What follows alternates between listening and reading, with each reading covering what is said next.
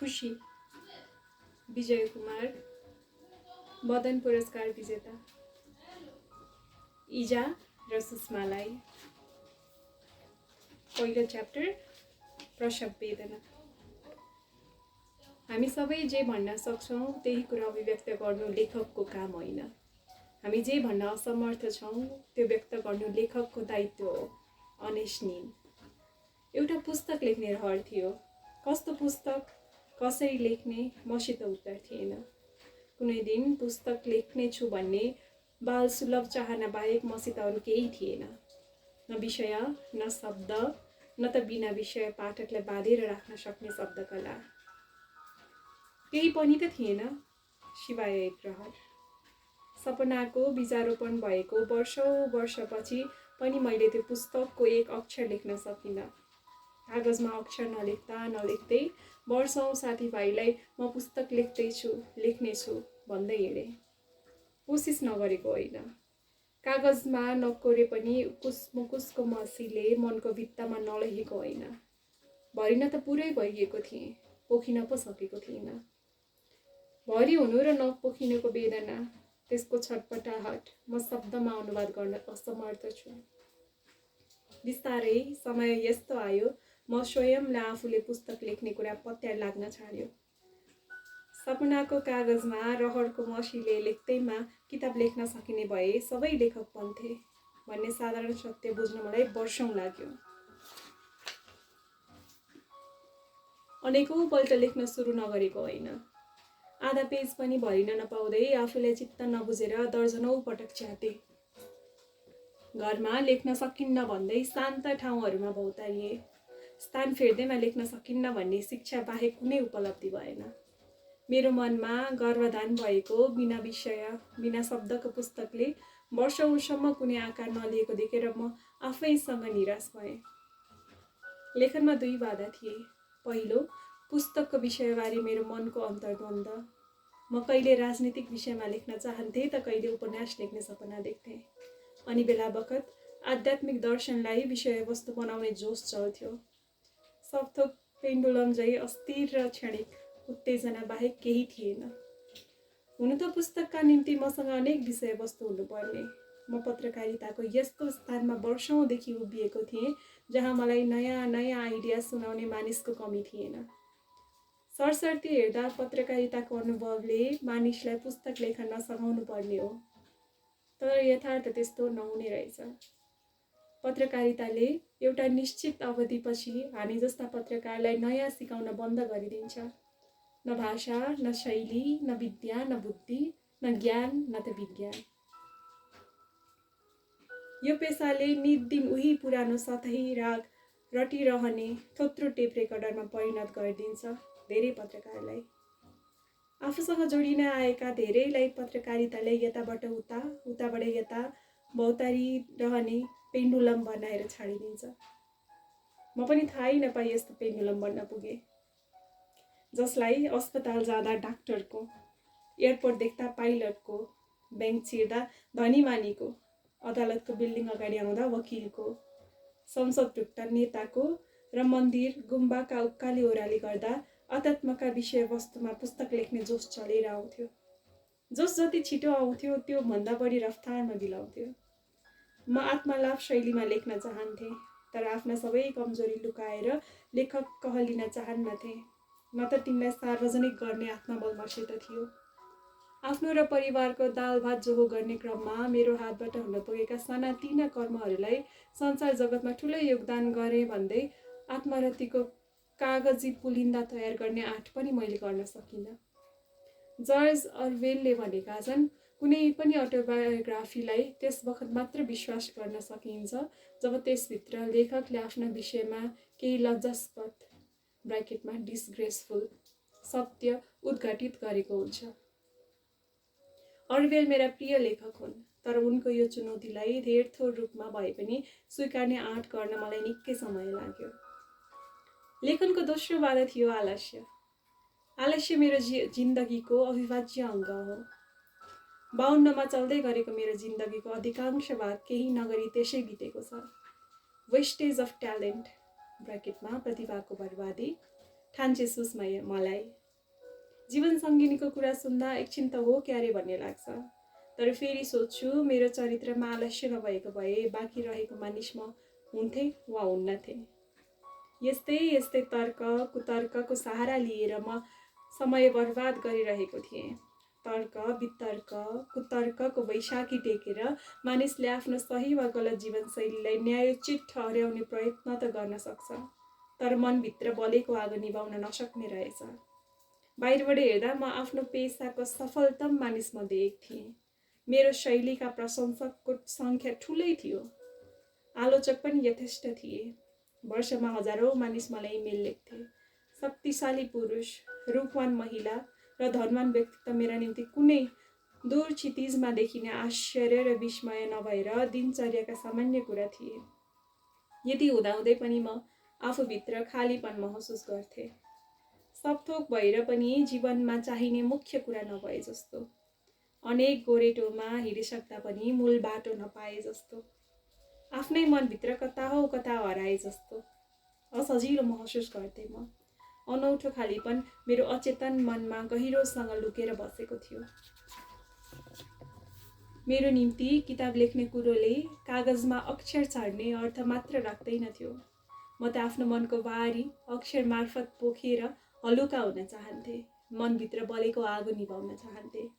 कसैले पढिदेला लेखकका रूपमा मेरो नाम चल्ला भन्ने आशले मात्र लेख्न चाहन्नथे। अन्तर्मनको आनन्द स्वान्त सुखायका निम्ति लेख्न चाहन्थे। तर मेरो मन, वचन, शरीर र पेसा एक आपसमा यति नराम्ररी विभक्त थिए, लेख्न बस्दा मेरो कलमबाट अक्षर झर्दैन थियो। म विभक्त नभइकन लेख्न चाहन्थे, त्यही लेख्न चाहन्थे जो म सोच्थेँ। म भित्र मन, वचन र शरीरमा अलग अलग विभाजित जिन्दगी होइन, एकाकार जीवनको खोज थियो। मन, वचन र कर्मले पुरा एकाकार त सन्त मात्र हुन्छन् भन्ने थाहा नभएको होइन। जीवन एकहोरो रेखामा होइन, प्याजै पत्रमा विभाजित छ भन्ने शङ्कर लामिछानेको एब्स्ट्र्याक्ट चिन्तन प्याज नपढेको होइन। यति सब हुँदाहुँदै पनि म आफ्नै सुरमा हिँडिरहेँ भनौँ या बेसुरमा भौतारिरहेँ। समय बित्दै जाँदा लाग्न थाल्यो जबसम्म म विभाजित जिन्दगी बिताइरहेको हुन्छु तबसम्म लेखनमा अन्तर्मनको आनन्द आउने छैन, स्वान्त सुखाय उपलब्ध हुने छैन। त्यो उपलब्ध नभएसम्म लेख्न बस्दा मेरो कलमबाट कागजमा अक्षर होइन, औपचारिकता छैनछ। म मस्तिष्कले होइन, हृदयको मसीले पुस्तक लेख्न चाहन्थे। आज सम्झँदा अनौठो लाग्छ, अलिकति लाज पनि लाग्छ। जीवनका धेरै वसन्त मेरो हृदयको होइन, आफ्नो मस्तिष्कको सेवा चाकरीमा बिताए। जीवनको एक कालखण्डसम्म मलाई आफ्नो मस्तिष्कको क्षमतामा गर्व थियो। अरू धेरै मानिसले पनि हो विजय बाबु त कस्तो ट्यालेन्टेड भन्दै मेरो सोचलाई यथेष्ट मलजल नगरेका होइनन्। तर एक दिन यस्तो घटना घट्यो, मेरो जीवनको जगै हल्लियो। करिब 14 वर्ष अघिको कुरा। ती वर्षहरू मेरा निम्ति परम आश्चर्य र दुःखका वर्ष थिए। मेरो दुःखको कुनै शारीरिक वा भौतिक कारण थिएन। बाहिरबाट हेर्दा म वर्षौंदेखि जुन स्थानमा खडा थिएँ त्यहाँ एकैछिन भए पनि बस्न लालायित हुने मानिसको संख्या सानो थिएन। छापा, रेडियो र टेलिभिजन, संसार जगतका यी तीनै विधामा जुन सरलता र सहजता साथ म विचरण गर्थेँ त्यो धेरैका निम्ति आश्चर्य, ईर्ष्या र विस्मयको विषय बन्न सक्थ्यो।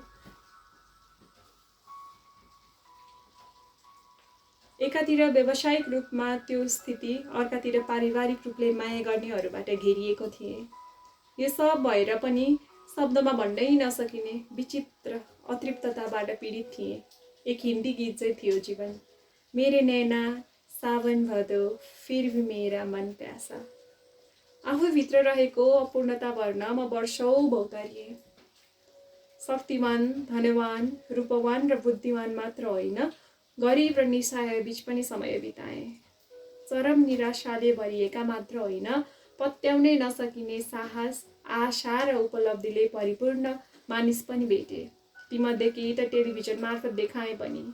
यी सब घटनाको केन्द्रबिन्दुमा रहेर पनि मेरो मनको शून्यता मेटिएन, भौतारिन रोकिएन, सोचेको ठाउँमा पुगिएन। पुग्न त परै जाओस्, पुग्न चाहेको ठाउँको नाम ठेगाना समेत पत्तो लागेन। भौतारिँदा फौतारिँदा एक दिन मैले आफूलाई बौद्धनाथ पछाडि रहेको सेतो गुम्बामा पाएँ। म त्यहाँ जान घरबाट निस्केको थिइनँ, बरालिँदै पुगेछु। गुम्बाको लामाले भने, तपाईले चोकिनीमा गुरुको दर्शन गर्नुपर्छ। लामाको पछि लागेर म चोकिनीमा रिम्पोचेका अगाडि पुगेँ। उनले मलाई अङ्ग्रेजीमा सोधे, तिमी को हौ? टेलिभिजनमा लामो समय काम गरेकाले होला काठमाडौँ सहर वा नेपालका कतिपय स्थानमा तपाईँ को हो भन्ने प्रश्न मैले कमै सामना गरेको छु। झर्को मान्दै आश्चर्य र अहङ्कार मिश्रित स्वरमा जवाफ दिए, म विजय कुमार हुँ। तिमी विजय कुमार हौ वा विजय कुमार तिम्रो नाम हो? मुसुक्क हाँस्दै रिम्पोचेले सोधेको यो प्रश्नले मलाई 11,000 भोल्टको झट्का दियो। त्यसअघि म विजय कुमार हुँ अथवा मेरो नाम मात्र विजय कुमार हो भनेर कहिले सोचेको थिइनँ। मेरो मुहारमा छाएको अनिश्चय देखेर रिम्पोचेले भने, तिमी त आफूलाई निकै जान्ने सुन्ने ठान्छौ। मलाई यति मात्र भन, तिमी विजय कुमार हौ वा यो तिम्रो नाम मात्र हो?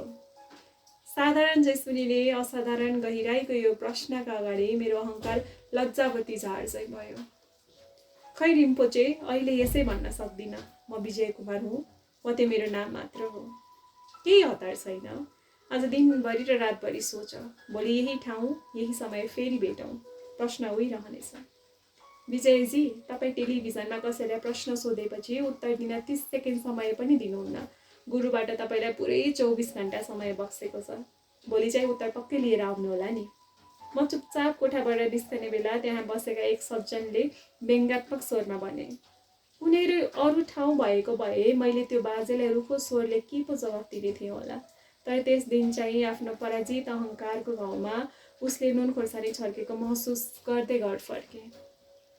सारा दिन र राति अबेरसम्म रिम्पोचेले सोधेको प्रश्नको उत्तर खोज्ने असफल प्रयत्न गरे। भोलिपल्ट निर्धारित समयमा सेतो गुम्बा पुग्दा मलाई आफ्नो ज्ञानको सीमितता र अहङ्कारको विराटता दुवैका विषयमा धेरथोर महसुस भइसकेको थियो। उत्तर ल्यायो त? म क्षमा प्रार्थी छु रिम्पोचे, मैले तमाम प्रयत्न गर्दा पनि उत्तर ल्याउन सकिनँ। तिमीले आफूलाई क्षमा प्रार्थी होइन, भाग्यमानी ठान्नुपर्छ। भाग्यमानी यस अर्थमा कमसेकम त्यो प्रश्नबारे सोच्ने मौका त पायो। अधिकांश मानिस उनीहरू वास्तवमा को हुन् भन्ने सर्वाधिक महत्त्वको प्रश्नका विषयमा एकछिन पनि विचारै नगरी यो पृथ्वीमा आउने र जाने गर्छन्। तिमीले कमसेकम त्यो प्रश्नबारे विचार त गर्यौ। अब कुनै दिन गुरु रिम्पोचेको कृपा भयो भने उत्तर पनि प्राप्त गर्नेछौ। आऊ, यात्राको थालनी गरौँ। जुन दिन मैले यो लामो यात्राको पहिलो पाइला चाले, त्यस दिनदेखि मेरा निम्ति संसार बिस्तारै बिस्तारै बदलिँदै गयो। पत्रकारिताले मलाई अरूका दोष पत्ता लगाउन सिकाएको थियो, तर यो नयाँ यात्राको नियम ठिक उल्टो थियो। यहाँ अरूको होइन, आफ्नो दोष मनन गर्ने शिक्षा दिइन्थ्यो। मेरा दोष यति धेरै थिए, तिनलाई पत्ता लगाउन कुनै भारी चिन्तनको दरकार थिएन। यसो हल्का नजर दिए पुग्थ्यो। तर आफ्ना अवगुण हेर्न त मानिस मरेतुल्य हुँदो रहेछ। आँखाको बनोट नै बहिर्मुखी रहेछ। हुन त बिचरा आँखालाई पनि के दोष दिनु। मानिस आफ्ना आँखाले होइन, मनले संसार देख्छ। कठैबाट आँखा त लाचार क्यामेराम्यान झैँ रहेछ। मन भन्ने क्यामेरा पर्सनले जता फर्कायो, जे देखायो, जति देखायो त्यही मात्र हेर्न सक्ने। 2-4 वर्ष अघिसम्म मैले आफू बाहेक अरू सबै मानिसमा दोषै दोष मात्र देखेँ। प्राय पत्रकारमा पाइने विश्वनिन्दक प्रवृत्तिको मात्रा म भित्र सामान्य भन्दा धेरै बढी थियो। जति ठुलो विश्वनिन्दक उति नामी पत्रकार। पत्रकारिता विद्यालयहरूमा मलाई अरूका गल्ती हेर्न सिकाइएको थियो, आफ्ना कमजोरी मनन गर्न होइन। तर 4 वर्ष अघि मेरा मूल गुरु नामखा रिम्पोचेले भने, आफ्ना कमजोरी पनि हेर्न सिक, आफ्नो मनले आफ्नै मनलाई हेर्न सिक। यो मन जे गर्दैछ, किन गर्दैछ, थाहा पाउने कोसिस गर। धेरै प्रयत्न गरेपछि मैले अरूको शरीरमा हात्ती जत्रो दोष देख्ने बेला आफूमा पनि कमिला बराबर गल्ती देख्न थालेँ। आफूले आफैलाई हेर्ने क्रममा मलाई हल्का थाहा भयो मेरा कमजोरी यथार्थमा कमिला जत्रा साना मसिना छैनन्। जब मैले आफ्नो कमजोरी हेर्ने यात्राको पहिलो पाइला चाले, तब अचानक अनायास क्षणभरमा मलाई यो पुस्तकको विषयवस्तु प्राप्त भयो। जुन विषयवस्तु मैले वर्षौँ सोचेर खोजेर अनेक कोसिस गर्दा पनि पाउन सकेको थिएन, त्यही विषय एक दिन मलाई बिना कुनै प्रयास पुर्यो। 16 माघ 2065। यो दिनपछि पुस्तक लेख्नु मेरो बाध्यता बन्यो। त्यस दिन दिउँसो चिया खाँदा खाँदै मैले बिना कुनै पूर्व योजना डाक्टर उपेन्द्र महतोलाई भने, डाक्टर साहब, म वर्षौँदेखि एउटा पुस्तक लेख्न चाहिरहेको छु। नमच्चिने पिङको सय झट्का भने चाहिँ मैले अनेकौँ बहानामा त्यो काम गरिरहेको छैन। अहिले तपाईँसँग बस्दा बस्दै मलाई यस्तो लाग्यो 1 वर्षसम्म केही अरू काम नगरी किताब मात्र लेख्न बस्दै एउटा राम्रो पुस्तक लेख्न सक्छु। मेरो समस्या के भने काम नगरी 2-3 महिनाभन्दा बढी जीवन चलाउने पैसा मसँग कहिले हुँदैन। मलाई लाग्छ तपाईँले मलाई 1 वर्षका निम्ति आर्थिक चिन्ताबाट मुक्त गराइदिनु भयो भने सायद मेरो सपना पूरा हुने थियो। पुस्तकले पैसा कमाएछ भने फिर्ता गरौँला, केही भएन भने लक्ष्मीको अभावले सरस्वतीको सेवा गर्न सकिनँ भन्ने आत्मगुनासोबाट त मुक्त हुने थिएँ। यो सुनेर उपेन्द्र मुसुक्क हाँसे र एकछिन पनि नअकमकाइकन भने, हुन्छ विजयजी, तपाईँ 1 वर्षसम्म अरू केही नगरी आनन्दले किताब लेख्नुहोस्। उपेन्द्रको उदारताले मलाई एक यस्तो भाग्यशाली स्थितिमा पुर्याइदियो जहाँ म वर्ष दिनकै निम्ति रोजीरोटीको कुनै चिन्ता नगरी किताबै लेखेर मात्र बस्न सक्थेँ। तर विडम्बना, मैले रोजीरोटीको चिन्ता नगरी वर्ष दिन बिताइदिएँ तर लेख्न केही सकिनँ। आर्थिक समस्या रहित हुँदैमा सिर्जना गर्न सकिने भए त हुने खाने जति सबै सर्जक बन्थे भन्ने जीवन्त बोध उपेन्द्रको उदाहरणले गराइदियो। उपेन्द्र महतोप्रति आभारी छु, उनको आर्थिक सहयोगका निम्ति होइन। यसै पनि उनले मद्दत गर्नुपर्ने र नपर्ने धेरैलाई सहयोग गरेका छन्। म एकजना पुरानो सहपाठीलाई पनि गरे ठुलो कुरो भएन। उपेन्द्रप्रति कृतज्ञ छु भने त्यो बिरलै पाइने अनुभवका लागि छु जसले मलाई सिकायो भाग्यमा छ भन्दैमा डोकोमा दुध नअडिने रहेछ। त्यो उखान मैले किताबमा कैयौँ पटक नपढेको होइन, उपेन्द्रले भोगाइदिए। सौभाग्य मानिसको घरभित्र आफै जबरजस्ती घुसेर आए पनि पौरख गरिएन भने नतिजा ननिस्कने रहेछ। नतिजा ननिस्केपछि म आफैसित निराश भएँ। आफूमाथि आफै विश्वास उठिसक्दा पनि सुषमाको विश्वास म माथि कायमै रह्यो। सुषमा मेरी पत्नी मात्र होइन, बेस्ट फ्रेन्ड पनि हो। कुनै पनि पुरुषले एकै स्त्रीभित्र पत्नी र सबैभन्दा असल साथीको मिश्रण प्राप्त गर्नु ठुलो अहोभाग्य हो। टेलिभिजनले तपाईलाई दिएको सबैभन्दा ठुलो कुरा के हो? मानिस सोध्छन्। म निसङ्कोच घोषणा गर्न सक्छु, सुषमा नै टेलिभिजनले मलाई दिएको सबैभन्दा ठुलो उपहार हो। सुषमालाई एकताका फिल्म अभिनेत्री अंशुमाला शाही भनेर चिनिन्थ्यो। 2044 सालतिर चलचित्र अभिनेत्रीहरूका विषयमा कार्यक्रम बनाउने क्रममा मैले सुषमालाई पहिलो पटक देखेँ। देख्ने बित्तिकै बेहिसाब मन पर्यो। लभ एट फर्स्ट साइट भन्ने शब्दावली मैले किताबमा पढेको होइन, जीवनमा भोगेको कुरा हो। सुषमाले चाहिन् भने म अर्को जुनीमा पनि उनैसँग विवाह गर्न चाहन्छु। सायद अर्को जुनीसम्म म अलि सुध्रिसकेको हुनेछु। सुषमा जसको आज म यति धेरै तारिफ गर्दैछु, त्यही सुषमाभित्र जीवनको एउटा खण्डमा मैले अवगुण मात्र देख्न थालेँ। आज इमानदारीपूर्वक फर्केर हेर्दा आत्मबोध हुन्छ। सुषमाको निर्दोष मुहारमा मैले देख्न पुगेका अवगुणहरू यथार्थमा मेरा आफ्नै दोषहरूको प्रतिबिम्ब मात्र रहेछन्। कतिपय लोग्ने मानिस आफ्नो जीवनका अप्ठ्यारा, असफलता र कुण्ठाका निम्ति अरूकै नपाएर आफ्नै पत्नी वा घर परिवारलाई दोषी ठहराइरहेका हुन्छन्। यो सत्य कसैले मुखले अभिव्यक्ति गर्लान्, कोही चाहिँ मनमनै दोष देलान्, फरक यति मात्र हो।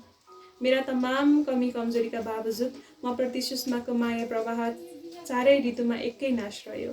मौसम चाहे बर्खायामको होस् वा सुक्खा, हिउँद आओस् या बसन्त, उसको प्रवाहमा मैले मौसम अनुसार घटपट महसुस गर्न पाइनँ। म आफै चाहिँ एक यस्तो मानिस हुँ जसको मुड पल पलमा बदलिरहन्छ। स्वभावको हिसाबले म खहरे खोला हुँ, सुषमा समुद्र हो। सुरुका वर्षहरूमा उसलाई मसँग बस्न सजिलो थिएन। घर बाहिरका मानिसहरूका निम्ति म एक प्रसिद्ध, मनमौजी र सन्की मानिस थिएँ भने घरभित्र चाहिँ जिद्दी बच्चा जस्तो।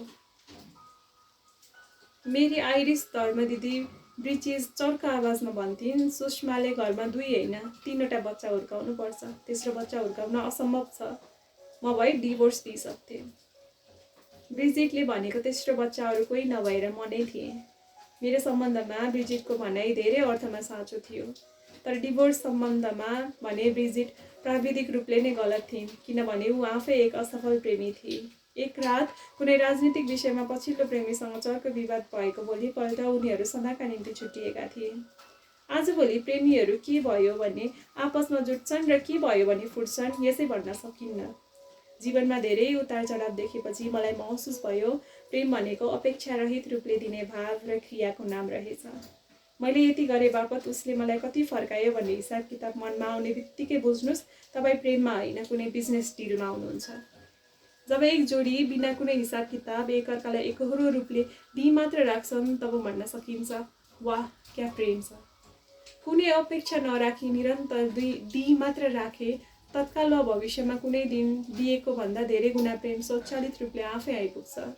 यस विपरीत तपाईँ आफ्नो प्रेमीसँग अपेक्षा मात्र राख्नुहुन्छ र प्रेमी पनि तपाईँसँग माया पाउन मात्र चाहन्छ, दिन चाहँदैन भने दुवैको भागमा निराशा बाहेक केही हात लाग्दैन। एउटा मगन्तेले अर्को माग्नेलाई के पो दिन सक्छ र। हुन त आजभोलि दुनियाँमा प्रेमको नयाँ परिभाषा आएको छ जसले भन्छ प्रेम भनेको लिने दिने बराबर हुनुपर्छ। यो सुनेर मलाई हाँसो लाग्छ। मानव प्रेम भनेको अरू केही नभएर लेखापालको ब्यालेन्स सिट हो जहाँ डेबिट र क्रेडिट बराबर हुन अनिवार्य छ। दिव्य खालिङको एउटा गीत छ, मायाको आधारमा सम्झौता नै हुन्छ, लिनुपर्ने जे छ दिनुपर्ने जे छ त्यो बराबर हुन्छ। नारायण गोपालसँग एक दिन ठट्टा गर्दै सोधे यो गीत कुनै चार्टर्ड एकाउन्टेन्टले लेखेको हो कि क्या हो। सुनेर मस्त हाँसेका थिए नारायण दाई। एकछिनपछि जवाफ दिए यो एक व्यवहारिक सत्यको गीत हो, पारमार्थिक सत्य, अल्टिमेट ट्रुथ होइन। नारायण दाईको त्यो मस्त हाँसो सम्झेर आज पनि मेरो ओठमा एक मुस्कान स्वचालित रूपमा उत्पन्न हुन्छ। सुषमा मलाई भन्छे जब जब तिमी मस्त भएर खुसीले मुस्काउँछौ मेरो संसार उज्यालिन्छ। सुषमालाई देखेर महसुस हुन्छ साँचो प्रेम गर्न कोरा आई लभ यु भन्ने जस्तो मात्र होइन। जब प्रेमी कुनै हिसाब किताब नगरी एक अर्कालाई प्रेम दिन्छन् तब मात्र भन्न सकिन्छ वाह क्या प्रेम छ। कतै पढेको थिएँ जब तिमी कसैलाई साँचो अर्थमा प्रेम गर्छौ तब उसका कमजोरी र गल्तीका बावजुद उप्रतिको भावना फेरिँदैन। मस्तिष्क क्रोधले भरिए पनि हृदयको प्रेम पखालिँदैन। दिमाग ताते पनि मुटु शीतल नै रहन्छ। हुन त यस्तो अवस्था नारी पुरुष सम्बन्धमा बिरलै आउन सक्छ। मेरो जीवनमा त्यस्तो विशेष अवस्था आयो भन्ने मूर्खतापूर्ण दाबी म गर्न चाहन्न। स्वीकारोक्ति यति मात्र हो कि त्यो सम्भावनाबाट हामी मेरै कारण वञ्चित भयौँ। सम्भावना थियो तर मेरै कारण त्यो सिर्जनामा परिणत भएन। म आफू जे छु जस्तो छु र जति छु त्योभन्दा बलियो हुन सकिनँ भनेर सुषमाले मलाई कहिल्यै दोष दिइनन्। मैले चाहिँ सुषमा जे जस्ती र जति छे त्यसैमा खुसी नमानेको अवस्था पनि आयो। प्रेम मेरा निम्ति लिने विषय थियो, सुषमाका निम्ति प्रेम दिने भावना थियो। आजसम्म कुनै पनि क्षण सुषमाले मलाई यो भनिन मैले तिमीलाई यति धेरै माया दिएँ तर खोइ तिमीले के दियो र। यो पुस्तक मेरा गुरुहरूको आशीर्वाद, सुषमाको प्रेम र उपेन्द्र महतोको उदारताबाट उत्पन्न भएको त्रिवेणी हो। यो त्रिवेणी सरल प्रवाहमा बगेको छ। यसमा समाइरहेका अनुभव व्यक्तिगत झै देखिए पनि समाजको एउटा ठुलो हिस्साले त्यसमा कतै न कतै आफ्नो छाया देख्नेछ। नयाँ र पुराना दुवै पुस्तकले यो कृतिमा कतै न कतै आफूलाई पात्रका रूपमा पाउनेछन्। धेरैलाई थाहा छ मैले सारा जीवन टेलिभिजनमा प्रश्न मात्र सोधेँ। अनेकौं पृष्ठभूमिका अनगिन्ती मानिसलाई असंख्य प्रश्न सोधे। प्रश्न सोध्नु बाहेक मैले जीवनमा केही गरे जस्तो लाग्दैन। काम, क्रोध, लोभ, मोह, अहंकार यी पाँचै मानवीय प्रवृत्तिसँग निथ्रुक्कै भिजेका प्रश्नहरू सोधे। यी प्रश्न सोध्ने क्रममा जे जति उत्तर पाए ती उत्तरको वर्षाले मेरो मन जमेर पोखरी भएको छ। यस्तो तलाउ जसको पानी निकास नभएर मलाई उकुस मुकुस भएको छ। सारा जीवन मैले प्रश्न मात्र सोधेँ। अब उत्तर दिन चाहन्छु। मेरो मनको पोखरीमा जमेको पीडालाई पुस्तक रूपी निकास दिएर अलिकति हलुका हुन चाहन्छु। धेरै वर्ष पोखरी भएर बिताए, बाँकी जीवन नदी भएर बाँच्न चाहन्छु। गोपाल योन्जन भन्थे भारी छु साथी म त भरी नै भरी छु, बग्नै नपाई पो पोखरी सरी छु। गोपाल योन्जन यो पनि भन्थे बग्नुपर्छ विजय भाइ, बग्नुपर्छ। तालबाट नदी र नदीबाट समुद्र बन्नुपर्छ, यसका लागि बग्नुपर्छ। आज यस बखत म तालबाट नदीमा रूपान्तरित भएको अनुभव गर्दैछु। सोच्दैछु गोपाल योन्जन बाँचेका भए कति खुसी हुन्थे। अनियन्त्रित मदिरा पानको बेहोसीमा डुबेको मेरो जीवन कथाबाट सुरु भएको यो पुस्तक त्यत्तिकैमा सकिँदैन। मदिराको बेहोसी भन्दा धेरै गुणा खतरनाक हो जीवनप्रतिको बेहोसी। जीवन बाँच्ने कलाप्रति अज्ञानता। जीवन बाँच्ने कला धेर थोर जानियो भने तमाम अभाव र अप्ठ्याराहरू बीच पनि सार्थक जीवन बाँच्न सकिन्छ। जीवन बाँच्ने कला सिकिएन भने सांसारिक वैभव र सफलता पाएर पनि व्यक्तिको जीवन निरर्थक हुन सक्छ। समाज र हाम्रो शिक्षा पद्धतिले सफलताको जुन परिभाषा दिन्छ त्यो परिभाषा आधारभूत रूपमा नै अधुरो छ। परिभाषा पुरै गलत नहोला तर अधुरो छ। मेरो पेसाले मलाई अनेकौं क्षेत्रका सफल मानिसलाई नजिकबाट हेर्ने मौका दियो। हरेक चम्कने वस्तु हीरा नहुने रहेछ। बाहिरी तिरमिरीले मात्रै जीवनलाई साँचो अर्थमा नचम्काउँदो रहेछ। आजको दिनमा मैले नेपालका सबैभन्दा दुखी मानिसको सूची बनाउनु पर्यो भने त्यसमा समाजले ठुलो र सफल ठानेका विभिन्न पेसाका मानिसको बाहुल्य हुनेछ। हामी अधुरा छौँ त्यसकारण दुखी छौँ। हामी दुखी भएकाले अधुरा भएका होइनौँ। अधुरा भएकाले दुखी भएका हौँ। अधुरा यसकारण छौँ किनभने जीवन बाँच्ने कलाप्रति बेहोस छौँ। तपाईको हातमा आज जे छ त्यो कुनै दिन मैले लेख्ने रहर गरेको नामी दामी पुस्तक नभएर नितान्त सरल, साधारण र जीवन उपयोगी विषयवस्तु बोकेर आएको छ। जीवन आधारभूत रूपले सरल रहेछ। हामी नाना थरी अनावश्यक उपद्रवको डङ्गुर आफ्नो मस्तिष्कमा जम्मा गरेर जीवनलाई बेकारमा जटिल बनाउन खोज्दा रहेछौँ। यति साधारण सत्यबोध गर्न मलाई त्यतिका वर्ष लाग्यो। हुन त म यो सारा पुस्तक आफूले भेटेका ठुला बनिने देशी विदेशी राष्ट्राध्यक्ष, प्रधानमन्त्री, मन्त्री, विपक्षी र विद्रोही नेता, कार्यकर्ता आदिका विषयमा पनि लेख्न सक्थे। अथवा शिक्षी विषयवस्तु ठानिएका धनवान, रूपवान, शक्तिमान, बुद्धिमान, नैतिकवान, अनैतिकवान स्त्री पुरुषहरूका प्रसङ्गले हरेक पाना सहजै रङ्गाइदिन सक्थे। त्यस्ता प्रसङ्ग यो पुस्तकमा छँदै छैनन् भन्ने होइन, छन् तर प्राथमिक होइनन्, दोयम भूमिकामा, प्राइमेरी होइन सेकेन्डरी रोलमा। संसारका अधिकांश मानिस चाहिँ मलाई पनि धेरै कालसम्म जीवनमा कुन कुरा प्राथमिक हो र कुन कुरा दोयम हो होसै भएन। पहिला जे जरुरी छ त्यो काम गर, त्यसपछि जे सम्भव छ त्यो गर भन्ने बोध त मेरो जीवनमा भर्खरै पो प्रवेश गर्दैछ। जीवनको एक कालखण्ड मदिराको बेहोसीमा बिताए। आजभोलि जीवन बाँच्ने कलाप्रतिको बेहोसीसित सङ्घर्ष गर्दैछु। कसैले पठाएको एउटा कार्डमा लेखिएको थियो, जीवन कठोर से कठोर शिक्षक भन्दा पनि कठोर हुँदो रहेछ। शिक्षकले पहिला पाठ पढाउँछ अनि मात्र जाँच लिन्छ। मलाई त जीवनले पहिला जाँच लियो अनि पाठ पढायो। मेरा अनुभव पनि कार्डमा लेखिएका अक्षरसित बिल्कुलै मिल्दा जुल्दा रहे। म ती भाग्यशाली मध्ये परिन जसले जिन्दगीबाट पहिला सिक्ने अनि जाँच दिने मौका पाए। यस अर्थमा मैले उल्टो बाँचे। हुन त मार्गरेट यङले दशकौं अघि नलेखेकी होइनन्। धेरै जसो मानिस जीवनलाई उल्टो दिशाबाट बाँच्ने प्रयास गर्छन्। फेदबाट नबाँचेर टुप्पोबाट जिउने प्रयत्न गर्छन्। उनीहरू ठान्छन् कि धेरै वस्तु, धेरै पैसा र धेरै नाम भएपछि उनीहरू खुसी हुनेछन्। यथार्थ यसको ठिक उल्टो छ। जीवनले सर्वप्रथम आफू त्यो हुन सक्नुपर्छ जो उसको वास्तविकता हो। त्यसपछि मात्र आफूले गर्नुपर्ने कामको कुरा आउँछ।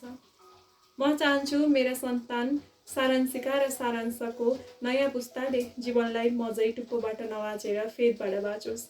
नाम, दाम, यौवन र कुलतको मायाजालमा फसेर आफू हुनुको अर्थ, एसेन्स अफ बिङ नबिर्सियोस्। हुन त मलाई थाहा छ हरेक नयाँ पुस्ताले आफ्नो बाटो आफै तय गर्छ। कोही चलन चल्तीको मार्गमा हिँड्न रुचाउँछन्, कोही आफ्नै बाटो खनेर अगाडि बढ्लान्।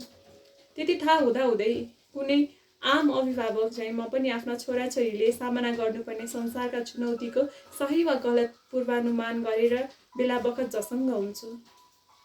झसङ्ग हुन्छु किनभने आजको नयाँ पुस्ताले सामना गर्नुपर्ने डिस्ट्र्याक्सन, चुनौती र सम्भावनाको तीव्रता अभूतपूर्ण छ। आकर्षण वा विकर्षणका जति धेरै साधनको सामना अहिलेको पुस्ता गर्दैछ त्यो मानव इतिहासमा कहिल्यै भएको थिएन। यति धेरै विविधता भएका बजारी ग्याजेट र विचार यसअघि पृथ्वीमा कहिल्यै एकत्रित थिएनन्। कम्प्युटरको एक क्लिकमा उपलब्ध सामाजिक सञ्जालको चक्र यति बेगले कहिल्यै घुमेको थिएन। घुमाइएको बेग यस्तो तीव्र छ सम्झने बित्तिकै रिघटा लाग्छ। बाटो फेला पार्नुभन्दा हराउन धेरै सजिलो। त्यसैले त हामी खोजी मात्र रहन्छौँ, भेट्टाउँदैनौँ केही। जीवनमा कति धेरै तालचा र यति थोरै साँचो लेखिका सारा डेनस भन्छन्। यस्तो द्रुत वेगको जीवन यात्रामा उत्पन्न हुने रिघटाबाट बच्न मानिस पहिला त्यो हुन जरुरी छ जो उसको वास्तविकता हो, ऊ हुनुको अर्थ हो, उसको बिइङ हो। जीवनलाई टुप्पोबाट नबाँचेर फेदबाट जिउने बोध हो। जसो जसो पुस्तकका पाना खपिँदै गए केही यस्ता कुरा लेख्न बाध्य भए जो लेखुँला भनेर कहिल्यै सोचेकै थिएन। पहिलो पाठको समाप्ति। अब दोस्रो पाठ, हयातको पार्किङ लट।